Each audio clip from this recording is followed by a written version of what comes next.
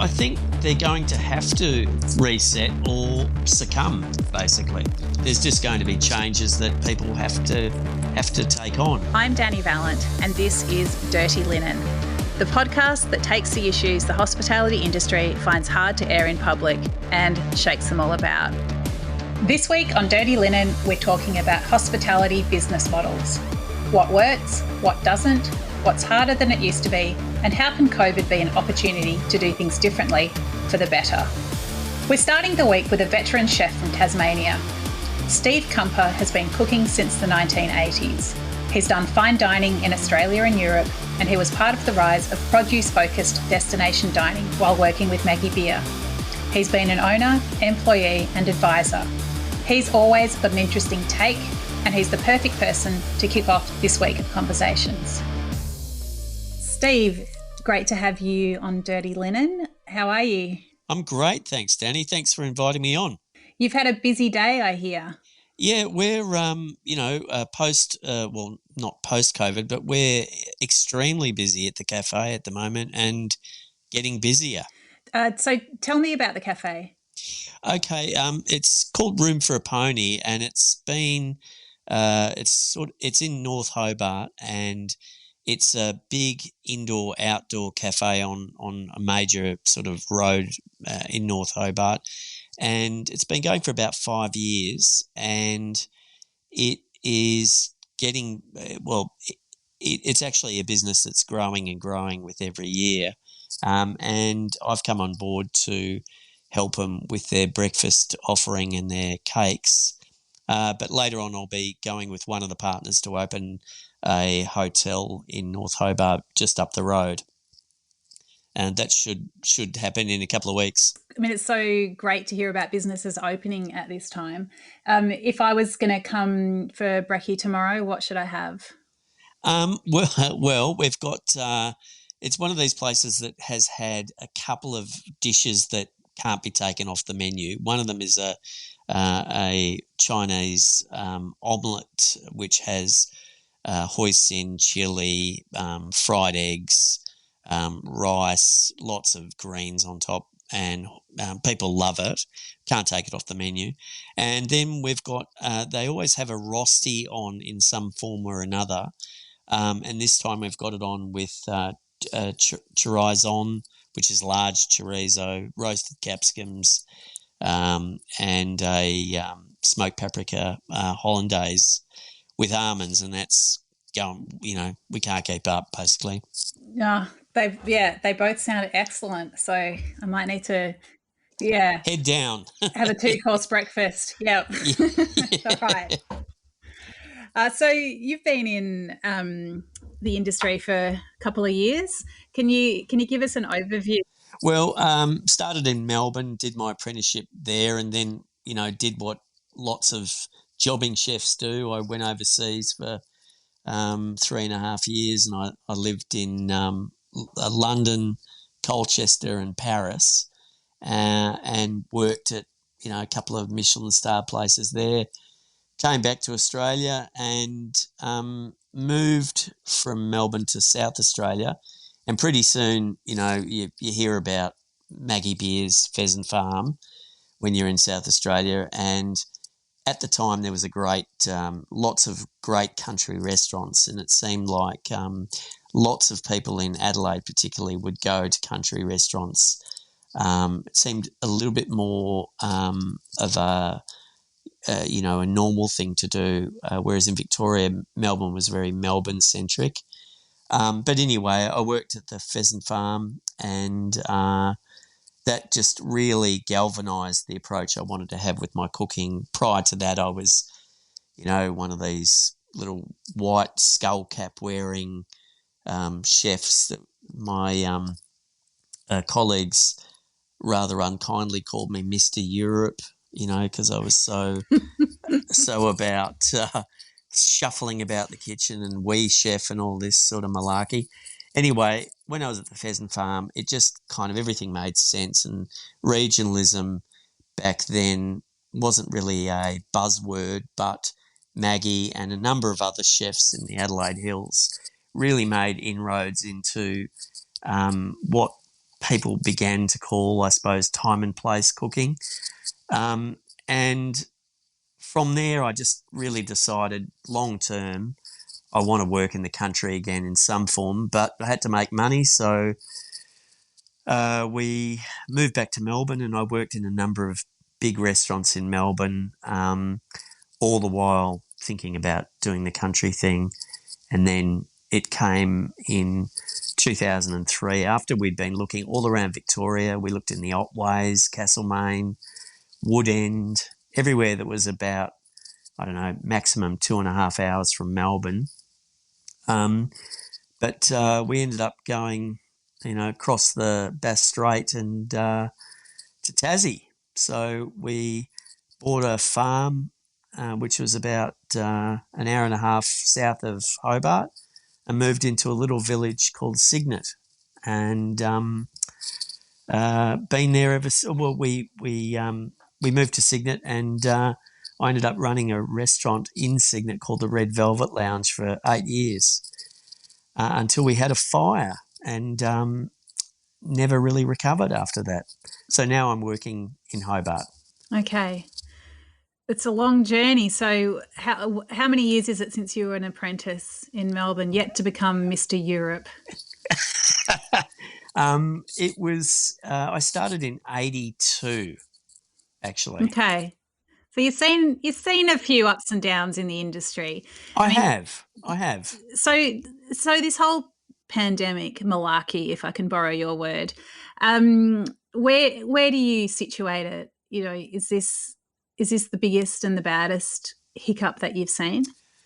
Look, I think without kind of resorting to hyperbole, I think it really is, because I remember when back in 87 we had the fringe benefits tax that was being discontinued particularly for restaurants, and it was going to be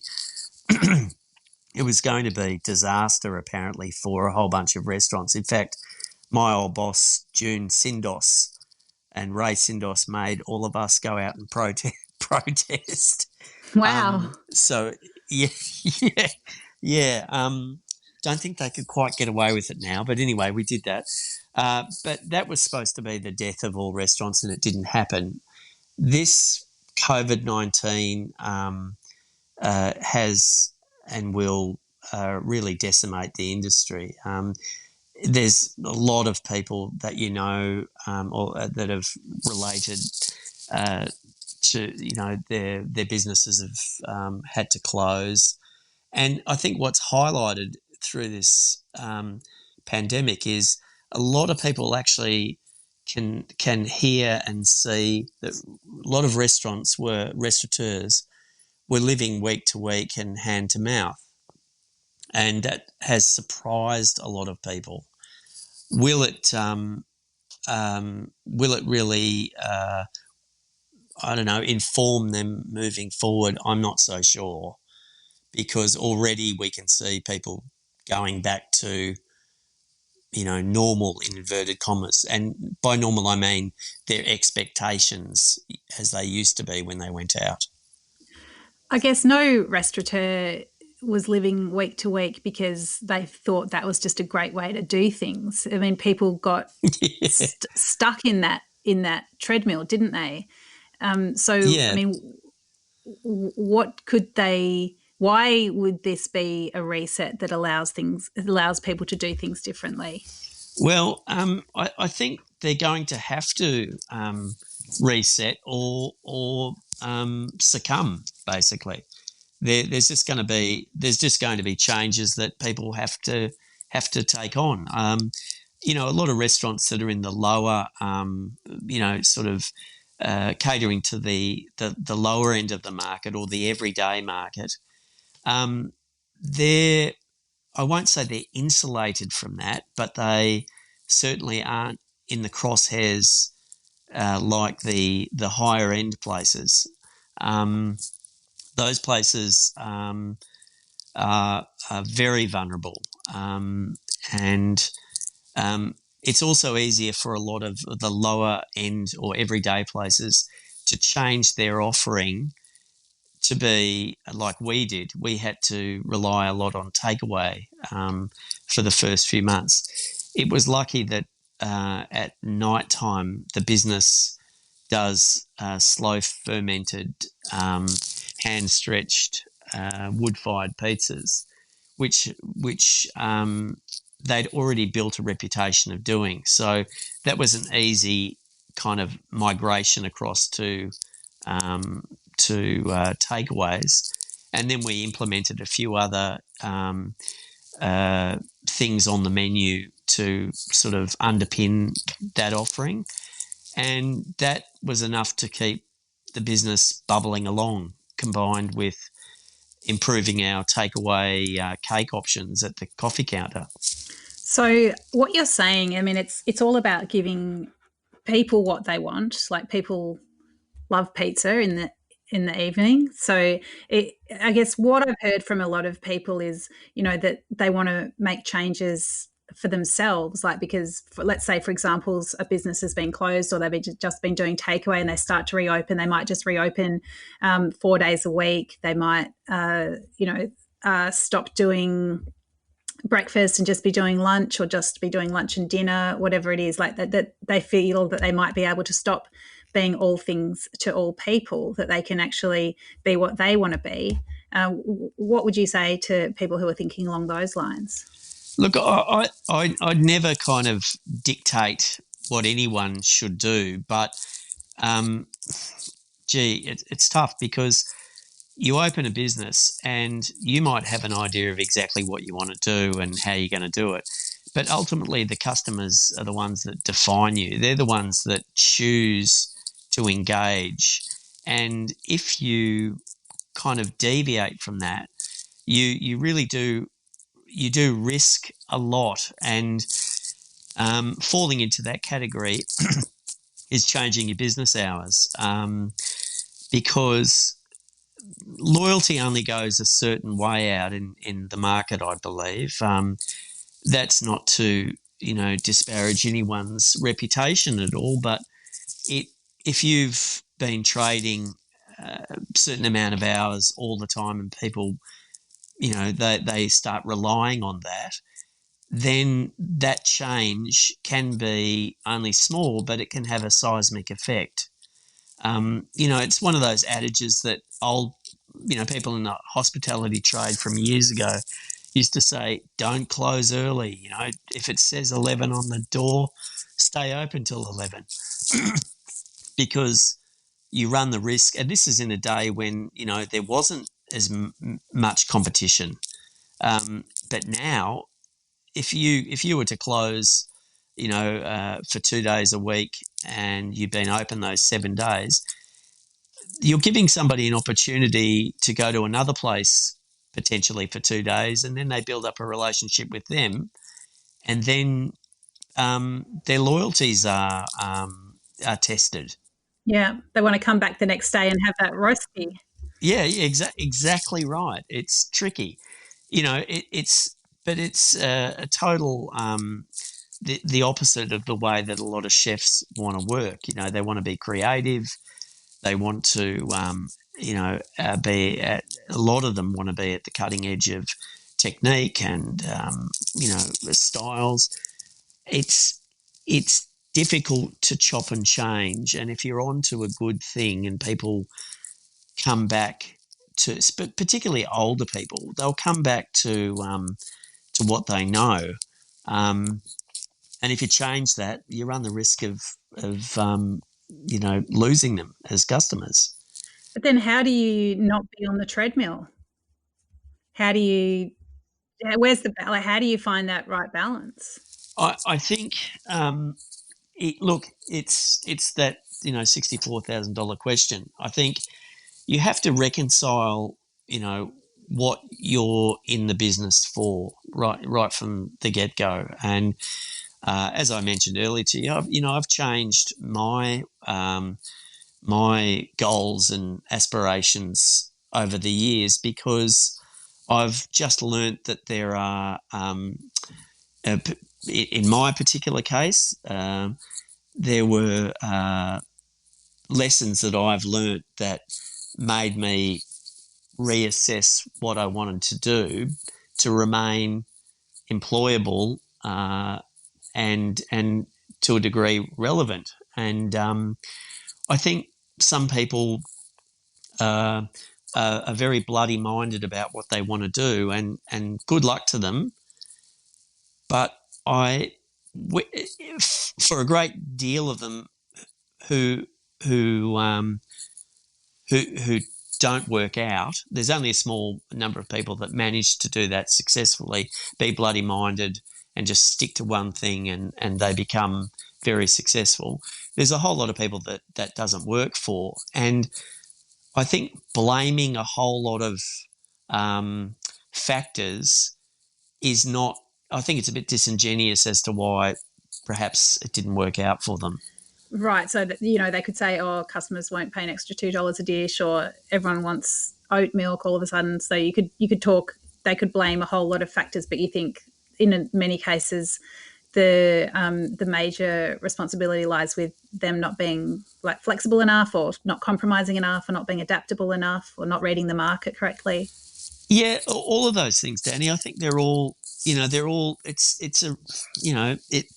won't say it's a science, but crikey, there are so many variables in this industry that, I think just getting the fundamentals right are the things that at least give you a foundation of which to start observing other nuances in the industry.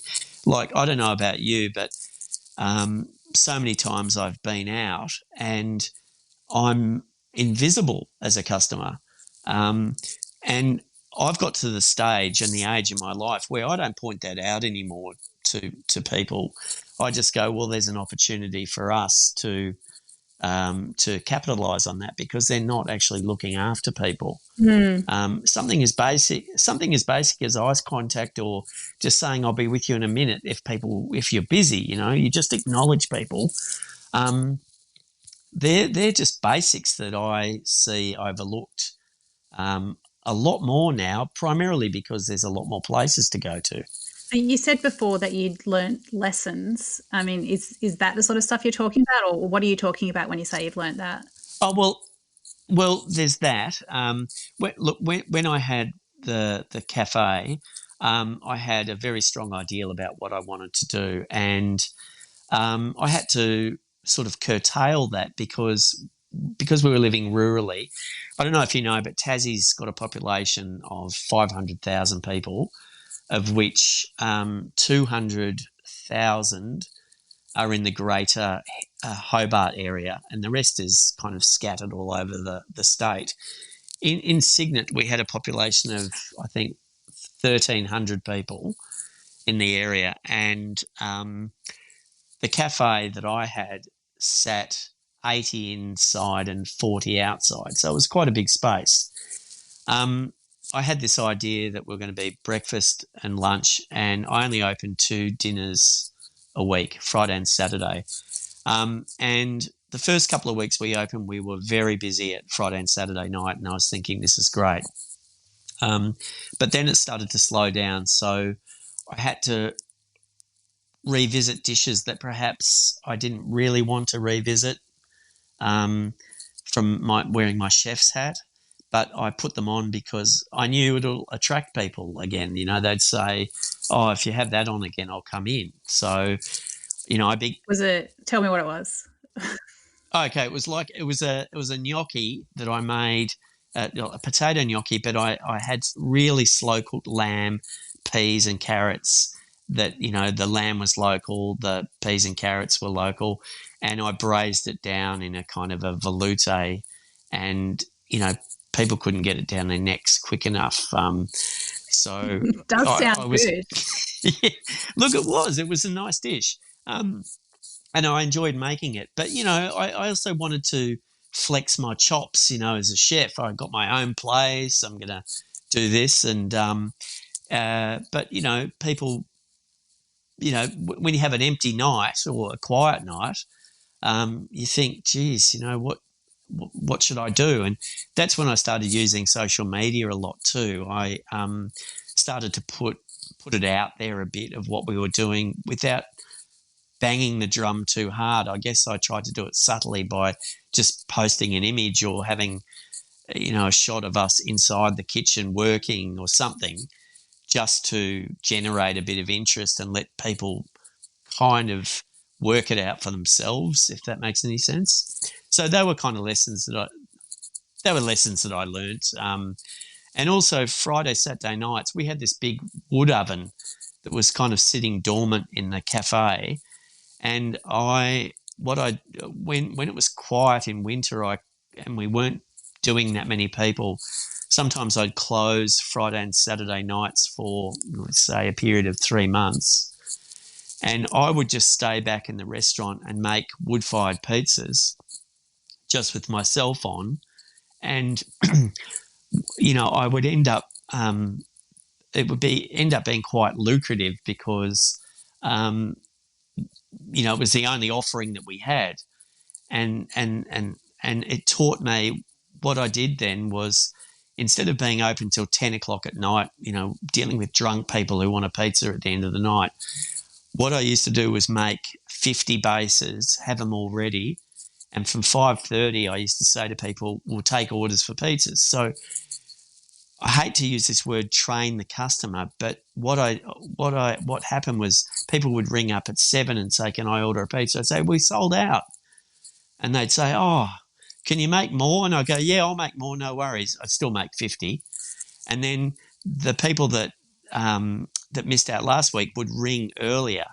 So it used to be that I would sell out of all of these pizzas by about 7:30 every Friday and Saturday night. And I've made all my money and I'm closing the door and walking out the place. And the customers all knew that they had to get in early. That's so interesting, though, because on the one hand, you're saying that you bowed to customer demands and made the gnocchi, but on the other hand, you're restricting your offering severely and training the customers to do what you want. Yes, but this is the point, and that if you've got there's a whole lot of factors there. One, there was not many places open in Cygnet on those nights anyway, so we have a limited choice. Two, the product was good. I have to say, it was wood-fired pizza.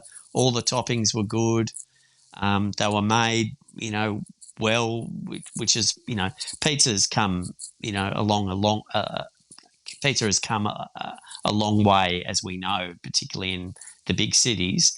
But back then, it wasn't really. It was the usual horrible stuff that you get in some of those places. Anyway, so there are a number of factors there, but I guess the lesson that I learnt was I was picking what I could do and what I couldn't do, and that was an evolving thing. You just can't be static in this industry.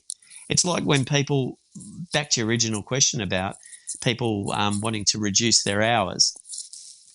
Well, if they reduce their hours, then a lot of the time, or if they don't want to work as much in their business, they have to pay somebody else to be there. And where does that money come from? They have to increase turnover to do that, or how do they do that? And then if they're a name person that's associated with the brand or the business, a lot of customers will go there because they want to see that person on the floor or in the kitchen. And if they're not, then for a lot of people, that's a bit disappointing because that's what they're paying for. A lot of people, once you've been in the industry for a long time, you get to this stage where you go, geez, I wouldn't mind stepping back and letting someone else have a crack. And, I want to take a bit of not a back seat, but I don't want to be on the firing line as much. And unfortunately, unless you have a business that's turning over huge amounts of money, and not just that, but making profit, which seems to be a dirty word in this industry, you can't really afford to step away because you're integral to keeping the wage costs down. So it's a bit of a double-edged sword, Well, let's talk about profit and the cost pressures associated with restaurants. Do you think there is money to be made? No, I think there is money to be made, but I think it's an incredibly difficult situation to articulate to the general public the woes of a restaurateur, because people see a busy restaurant and they go, oh, they're making a fortune. There's still a number of people out there that will look at a meal that's costing them, say, early 30s and go, oh, I can buy this at home, blah, blah, blah. Those people you're never going to convince that restaurants, are run from very thin margins. And you'd never have that conversation with that person because it's a lose-lose. But yes, there is money to be made. There's money to be made in, I think there's two ways to make money. You either do very big scale, or you do a tiny mum and dad show place where you cannot leave and you're tied to it.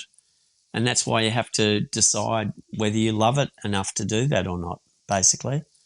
I just think it's getting harder and harder. There aren't too many chefs out there that are still on the pans, because it takes a lot out of you, and it's in some ways a bit of a high wire act, because you can undo so much in such a short over a career. You can undo it so quickly in a short amount of time if you're not always on the ball. You mean you can just burn through a lot of money in a short time? Oh, yes, and your reputation as well.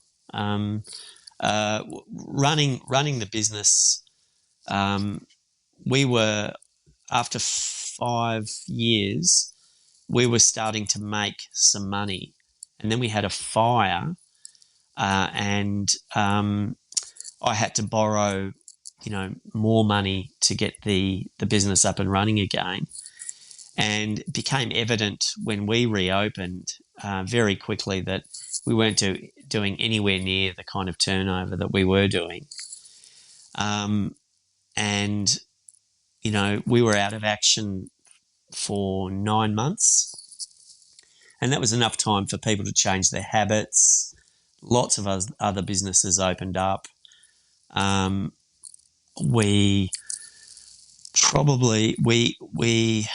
took the opportunity to relaunch the restaurant's look more in keeping with the delivery of the food and the service, because back in the day, the place was very sort of shabby chic. It was a bit op shop, the interior. The ambience was kind of patterns of stuff that I'd collected for a long time. And when we had the fire, all of that got burnt. So when people used to come into the cafe, they'd see all this daggy stuff and their expectations would be lowered, but then our service and our food would be of a notch higher than their expectations. So that really resonated. So I took the opportunity when we had the fire to recalibrate that and bring a contemporary country vibe to the look of the place. Well, when we opened, it was really divisive. Some people absolutely hated it and weren't shy in telling me. And some people were saying, hooray, it finally looks like like what they imagined it could look, it was sort of fulfilling its potential. But what I learned from that was, again, there is, when so many people are invested in your place, if you change something, you really do it at your peril, I think changing the interior, even though we had a fire and everything got burnt, I didn't want to turn it into a Bridie O'Reilly's version of the cafe, with all that, ersatz sort of fake secondhand stuff.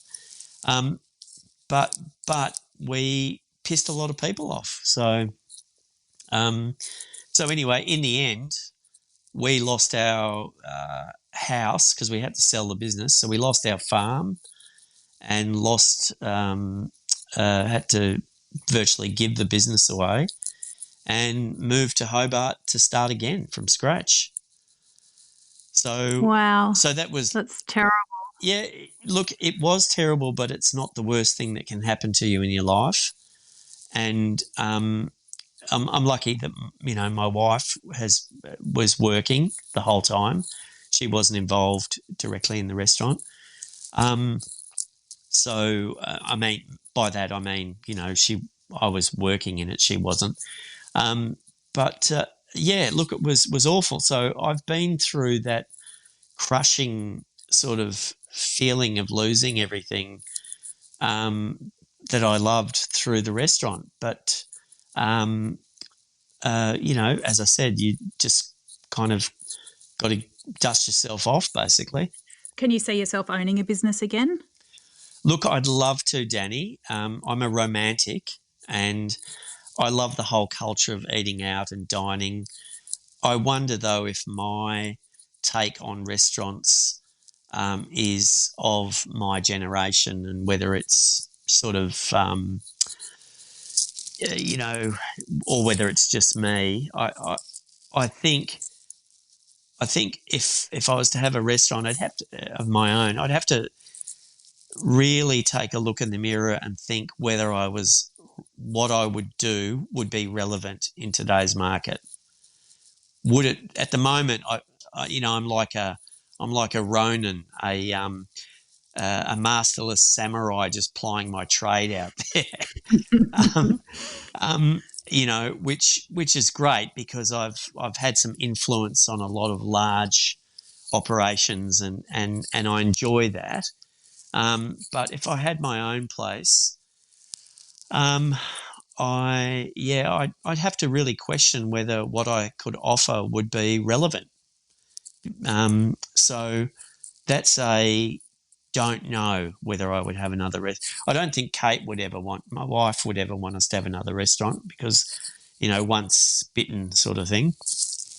Yeah, sure. I think there's opportunities now for a lot of chefs to work for somebody. And the Maryvale Group did this quite successfully to a degree, I think, by attracting some chefs that had their own restaurants and getting them to work for them, because then the chefs could just concentrate on cooking and not running the business, which historically a lot of chefs, in fact the majority of them, haven't been really good at running businesses.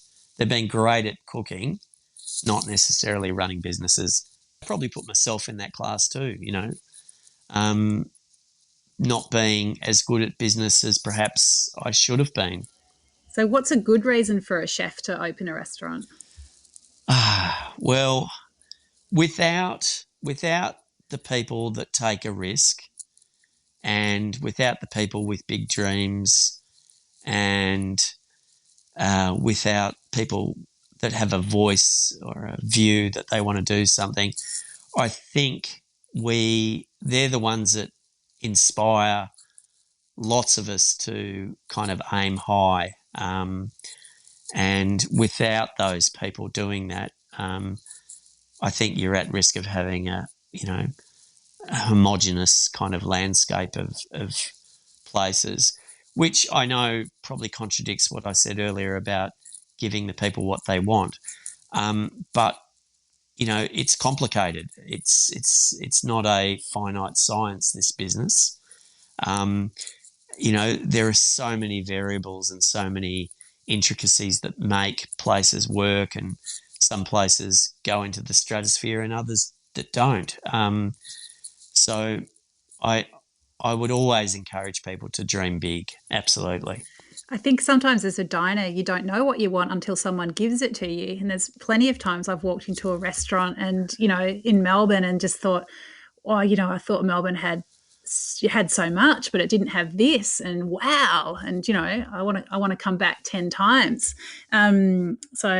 Yeah. So, I mean, I personally am so grateful for those people going out on a limb, but I want them to be able to, sleep occasionally, and I want them to make some money. So, It's definitely not an exact science. So tell me, Steve, tell me what you love about cooking. Tell me why you still do it. Well, I believe that a lot of restaurants can fall into two camps. They're either processing people or they're nurturing people, and I've always been the type of person that I love cooking for my friends and family above anything else. But professionally, I'm also very lucky to, after all this time, I still love cooking. I'm still learning all the time.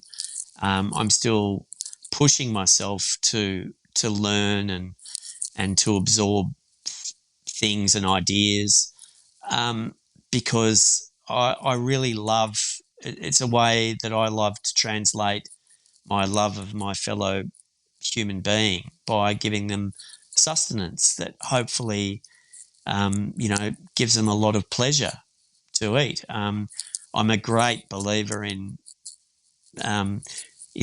eating pleasurably. I just think it's one of the most fantastic things that we can do.